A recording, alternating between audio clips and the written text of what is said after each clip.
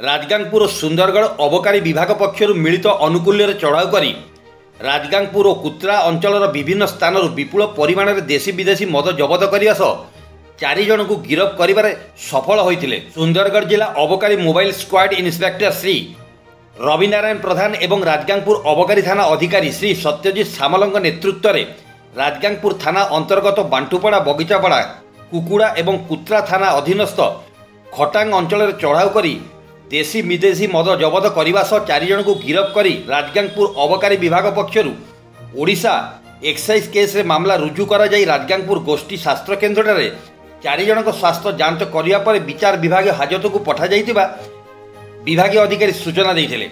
उक्त चढ़ाऊ काल में राजगांगपुर सुंदरगढ़ अबकारी विभाग बहु कनेस्टेबल सामिल होते।